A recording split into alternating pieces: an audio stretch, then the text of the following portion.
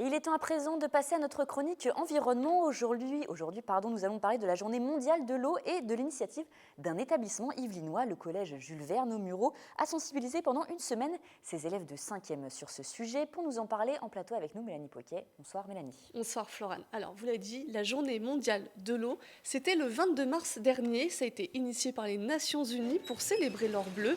L'idée d'une semaine scolaire 100% eau est venue de l'Office du développement durable des Mureaux et de l'Agence de l'eau Seine-Normandie, placée sous la tutelle du ministère de l'écologie, du développement durable et de l'énergie et celui de l'économie. Ces deux éléments ont proposé à Hélène Hervé, professeure de sciences de la vie et de la terre au collège Jules Verne des Mureaux, d'organiser une semaine thématique.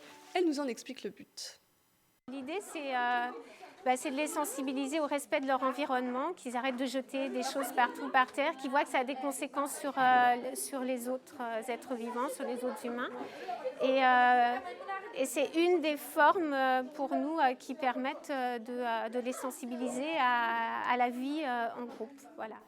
Alors, durant cette semaine, ils ont eu une programmation chargée. Ils ont notamment découvert la station d'épuration de la commune, visité un appartement pédagogique ou encore étudié une facture d'eau de cet appartement, justement.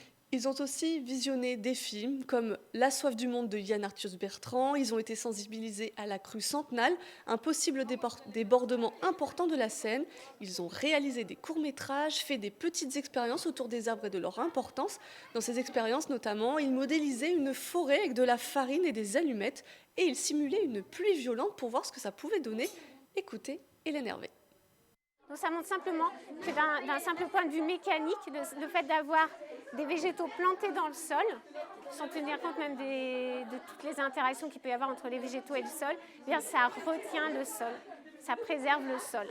Donc l'idée, c'est d'arrêter de bétonner, qu'ils comprennent bien pourquoi c'est important d'arrêter de bétonner, de revégétaliser ce qui est en train de se passer sur les Mureaux. Alors, le public choisi, ce sont des classes de 5e de l'établissement et ce n'est pas anodin puisque l'eau est partie intégrante de leur programme scolaire. L'eau est une thématique pluridisciplinaire pour les 5e. Le cycle de l'eau est étudié en physique-chimie. La vie des cours d'eau sur les paysages, c'est en sciences de la vie et de la terre. Et en histoire géo, ils étudient les inégalités de l'accès à l'eau. Alors, on ne doute pas qu'ils ont acquis beaucoup de connaissances pendant cette semaine. Alors, cette semaine, c'était une vingtaine de professeurs et les 4 classes de 5e de l'établissement, soit 80 élèves. Ils ont tous été sensibilisés, mais le plus simple pour voir ce qu'ils ont retenu, c'est d'en écouter quelques-uns. J'ai appris qu'il ne fallait pas gaspiller l'eau quand on se brosse les dents ou quand on fait la vaisselle ou quand on se douche. J'ai appris que dans certains pays, il n'y a pas de l'eau comme chez nous, qu'eux, ils prennent des heures ou presque des minutes pour aller jusqu'à l'eau d'un puits. Quand on se lave les dents, on ne laisse pas couler l'eau. Quand par exemple on ferme, on met dans un gobelet, comme ça on n'économise pas trop l'eau. Et quand on fait la vaisselle aussi, par exemple on lave, après on ne laisse pas l'eau couler. On n'utilise que pour des bonnes choses, que pour des bonnes raisons. Pour se brosser les dents, quand on a soif, quand on se lave. Moi j'ai appris que comment l'eau elle passait dans les tuyaux, etc. jusqu'à chez nous, qu'elle passait dans la douche et tout, et qu'il faut partager l'eau à travers le monde.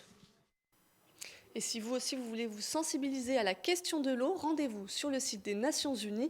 De nombreuses vidéos sont à votre disposition pour découvrir toutes les problématiques.